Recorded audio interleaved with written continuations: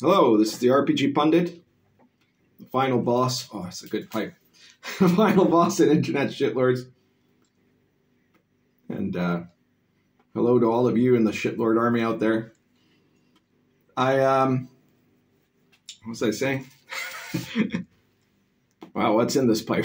Before I start the video, I want to make a programming note, which is that in all likelihood, unless I'm badly mistaken and forgetting about some other, duty I might have, I will probably be doing a live stream on this channel on Sunday.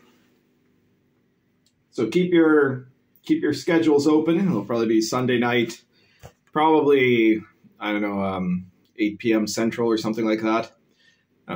But I will let you know if I'm doing it sometime after this video comes out. I will probably post some kind of little short, possibly with Meatball or just a community post telling you, confirming that it's happening, and then a link on the day of the show when it's all ready. So keep in mind, check that out for the live stream. I don't know what I'm going to talk about yet. Probably going to talk about some of the recent things that have been debated on Twitter that maybe weren't worthy of their own video. And I'm going to talk about my products and what I'm doing. I might tell you guys about a very special project that I've been keeping secret so far, but that looks like it's going to happen. So it's got a lot of potential, and it will make, I think, quite a few of you happy. So keep in mind, check it out on Sunday night, probably live stream. You will be further informed about that. All right.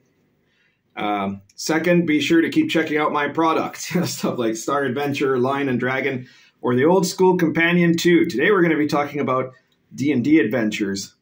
And let me tell you, the adventures that you will find in the Old School Companion 2 are better than anything I'm going to be talking about here that is produced by Wizards of the Coast.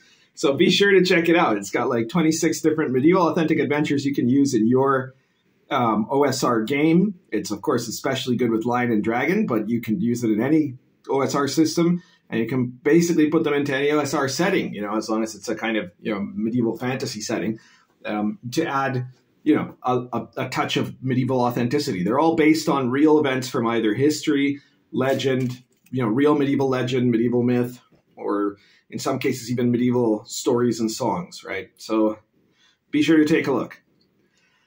And check out all my other products and share this video everywhere you can.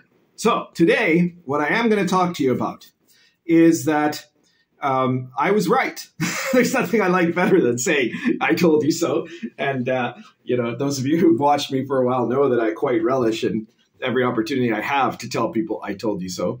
So I had mentioned several times on this channel, if you've been watching this channel for a while, I'd been commenting about the fact that the products that Wizards has been coming out with ever since Mike Merles was gotten rid of. And then later, I forget his name now, the guy who replaced him as D&D head, who came and went in a flash, right?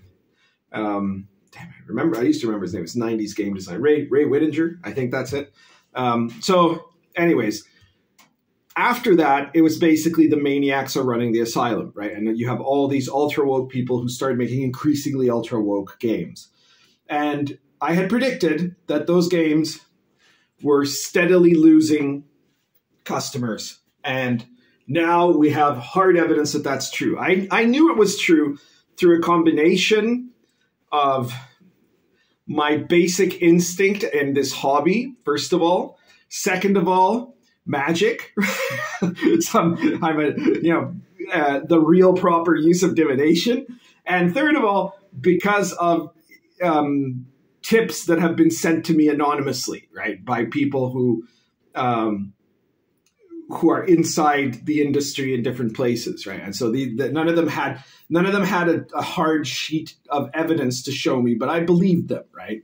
So that combination made me feel quite confident about it. But now, over in a channel that I would normally never endorse because it's, kind of on the not the terrible, it's not an Antifa channel or something like that, right? But it's on the side of this kind of influencer culture garbage that I dislike. You've got Professor Dungeon Master, right? And he, he's the guy, one of the guys that was involved in the slick, hip marketing of Shadow Dark to try to create an OSR where YouTube influencers matter more than game designers, which is a real problem. That's how we ended up now having like OSR guys that are like, oh, my brand, dude, my brand. Yeah, let me hook up with anti-Semites for the brand because it'll get me more viewers. Anyway, he's still sore about that. Apparently, he went on some podcast and started claiming that I attacked him for no reason. Right? It wasn't because he was going to. Never mind. All right, let's carry on with the main topic. On Professor Dungeon Master's channel, he has revealed a document that was from somebody who is connected. I think it was to an accountancy firm or something like that. But it was a document that basically had all the data of the sales that D&D books had managed to do in the big box stores, like in actual brick and mortar bookstores, right? So this is not the complete list, but we can assume that a similar proportion, whether or not the amounts are different, of how many people actually still buy their books at home versus buy it on Amazon or something, right? Even though the proportion might be different, even though the number might be different, the proportion is going to be the same, right? So of Wizards of the Coast books that had been, in their sales, right? And so it pointed out that obviously the 3 core 5e books were the biggest sellers of all. Right, of course, right, historically. And then, the subsequent books had a big variety of sales, but generally books that had stuff like that was rules material and items and, classes crunch stuff sold bigger than the adventures. Now, you can't really say about the setting because there are no real settings. All the settings that they put out for 5e are essentially just adventure path books. That are, have like 3 pages of setting in them. But anyways, this was always known. Now, originally with 5e, the intention that Mike Burles and I had was that you weren't going to have huge rules inflation because that's the way you kill an edition, right? As soon as you start adding a whole bunch of splat books and stuff like that, even though they sell well, they actually kill the long-term viability of the product. And we've proven that now because it's been 10 years, right? We've been having the same edition now for almost 10 years, right? We're in 2023. Next year, it'll have been 10 years of 5e, right? And that is the biggest, longest edition, right? Like that is a remarkable number. It's technically slightly lower than less time than 2nd edition, which was the longest running one of TSR. But the some of that included time when TSR was bankrupt, so and it's sold way better than 2nd edition. So 5e was a huge success in part because it didn't focus on splat books. But the adventure books are quite telling. They did sell quite well at certain points, right? Like during the time when the adventure books were more about adventures. They never sold enormously, not compared to the rule book supplements, but they were selling much more decently than what you see now. And what you've basically seen is that in essence from like Candlekeep onwards, when they started the really intense wokening, right, that's when they've started to gradually crash in sales, right? It started slow and it's then accelerated. So the stats are that for example, Candlekeep, okay, like I'm going to give you here this instead of giving you the overall sales, because you might say, well, okay, but I mean, like, that Underdark adventure from 8 years ago, of course it's going to have sold more because more time has gone by, right, or something like that. So what we're going to look at here are the sales in the first 4 weeks, right, which is generally a good register. It's it's the bulk of the sales of any product, right? Any book, the majority of its sales, unless it like becomes viral later, right? But that's very rare. Any RPG book, for example, that I put out, its largest selling is usually in the first month to 3 months, right? And then after that, it starts to taper off, sometimes very quickly, sometimes slowly. But regardless, you know, the initial sales are the big deal, right? So the first 4-week sales for Candlekeep was 29,000 sales, which is not an enormous amount, actually, but it was still more than what was going to come after that, right? So curiously, after the one right after was Strixhaven, which got 31,000 sales. It actually went up, which may have also ended up being deceptive for the people of Wizards of the Coast, right? Because it went up for the same reason that Spelljammer, for example, had a very big 4-week initial sales. I don't have the figure for Spelljammer here, but both of those are established properties. Like Strixhaven is from some Magic the Gathering thing, and obviously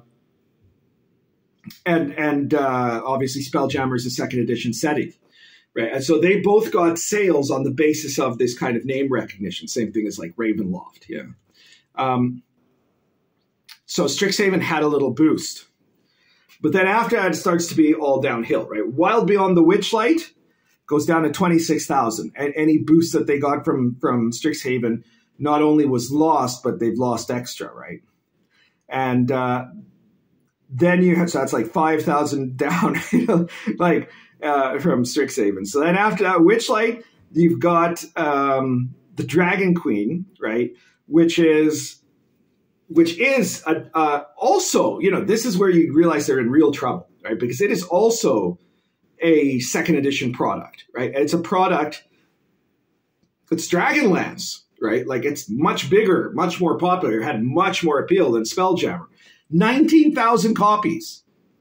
It was a disaster, right? So this is where you see it. They're really, really in trouble here. And of course, part of this might actually have been like exaggeratingly low, because I think at this point, the people who love Dragonlance are not the kind of people who like woke products, right? Dragonlance is an epic battle between good and evil, right? It was written by Mormons. You know, it's full of elements of Mormon theology. It has, you know, the idea that the dragon, you know, the Draconians are these corrupt evil creatures, right? That there are gods of evil and gods of good, and that this is a fight between them.